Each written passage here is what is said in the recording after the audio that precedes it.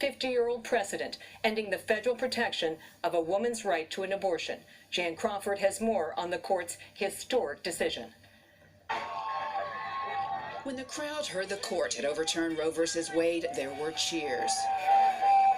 It took every single one of us, people across the political and ideological spectrums, to make this a reality. A reality that for abortion rights supporters was hard to believe. This is a nightmare. I'm 21 and I'm terrified.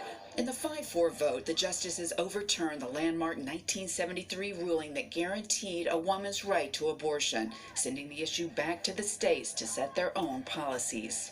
Roe was egregiously wrong from the start. Its reasoning was exceptionally weak, and the decision has had damaging consequences, wrote Justice Samuel Alito in a decision joined by 4 other conservatives. It is time to heed the Constitution and return the issue of abortion to the people's elected representatives. 26 states had asked the court to overturn Roe. 13 already have laws on the books that would ban abortion almost immediately. The others are poised to ban or greatly restrict it. Today, the Supreme Court of the United States expressly took away a constitutional right from the American people. President Biden blasted the decision. It's a sad day for the court and for the country. On Capitol Hill, Democratic lawmakers marched to the court while Republicans said the ruling was overdue. Hallelujah. I woke up this morning praying for this, and I never thought that it would happen. Good evening. In a landmark ruling, the Supreme Court today legalized abortions. It took almost 50 years of annual marches for life, political muscle, and justices with a strong conservative legal ideology. Chief Justice John Roberts voted to uphold the 15-week Mississippi abortion ban, but refused to join the majority decision to overturn Roe or a subsequent 1992 opinion. With the court's newest justices, all nominated by former President Trump, there were 5 votes without him. Republican Susan Collins and Democrat Joe Manchin, who voted for Neil Gorsuch and Brett Kavanaugh, said they were duped, with Collins releasing a statement that they were both insistent on the importance of supporting long-standing precedents. But also a factor, the 2020 death of Justice Ruth Bader Ginsburg, a champion of reproductive rights, gave Trump his 3rd nominee, who provided the key 5th vote. And millions are being displaced, and the other one is the war against climate change. The death toll is magnified, lives are disrupted, millions are being displaced. Bombings, military vehicles using large amounts of oil and gas, destruction of wildlife and biodiversity, contamination of our seas, land and air. And just when we thought that the impact on our environment couldn't get any worse, Europe is planning to resurrect old coal plants as Russia chokes its gas supplies. Austria, Germany, Italy, the Netherlands have already announced plans to lean back on coal for the coming winter.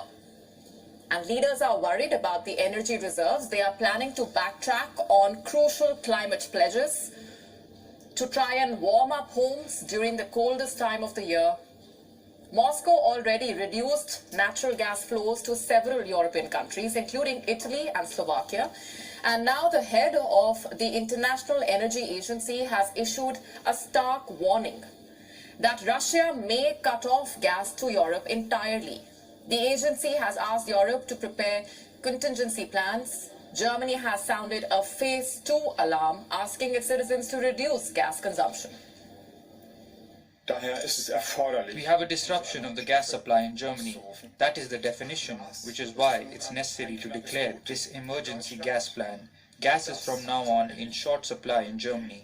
I am saying this even though, or maybe explicitly because supply is currently guaranteed.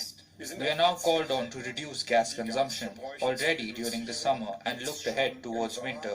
It is surely a deceiving reality we are currently in. Summer is here, a summer after a long period of the pandemic, and people want to enjoy time outside, and maybe without political misery for once. But winter will arrive. Europe has set aside a huge budget for renewables this year. The total energy investment for 2022 was estimated to cost around $2.4 trillion. But all of these plans and the budget have been put on hold as some European countries plan to temporarily shift back to coal Even France has reportedly reactivated some of its coal power plants. The union calls them very short-term moves, which will not undermine the coal targets set for 2030.